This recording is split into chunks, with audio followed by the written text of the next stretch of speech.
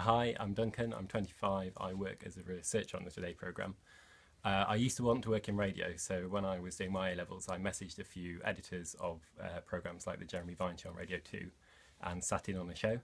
I then came to university in London and messaged the editor again, and he gave me some shifts answering the phone. So I was a person who answered the phone to callers and choose which ones are good enough to go on air and type up the comments of the ones that maybe make a good point but aren't quite good enough to go on air.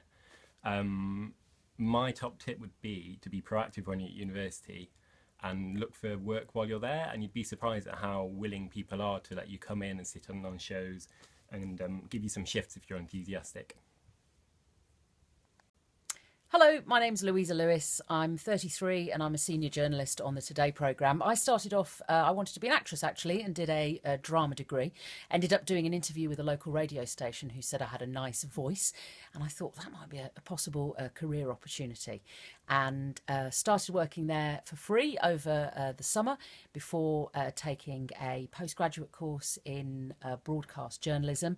And from there, I worked in music radio for many years as a newsreader before working in local radio for the BBC and here at the Today programme.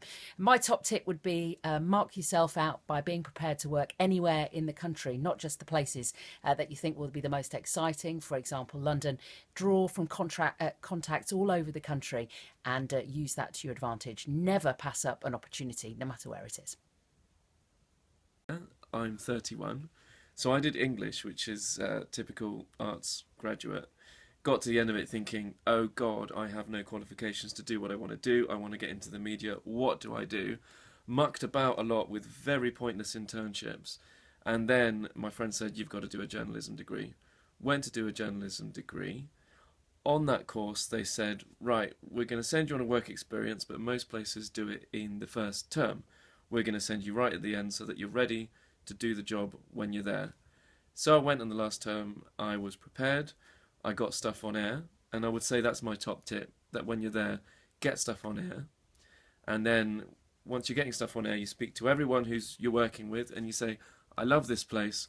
How do I stay? Because basically you're treating it like a 2-week job interview, because you can get a job at the end of it. And they said, right, there's this woman who's recruiting for freelancers. Eventually she'll get in touch with you if you give her your email and you say that you're keen. That's what happened. About 2 months afterwards, I was finishing my dissertation at the course. And as soon as that was done, they got in touch, job interview, and then I was ready to start freelancing at the BBC, and they skipped out the really annoying bit where you do local radio. So that would be my tip. Just do that, and you start as a freelancer and you do all sorts of awful shifts and you say yes to things that are almost physically impossible to do, but eventually you don't have to do that, and then you get a full-time staff job. Okay.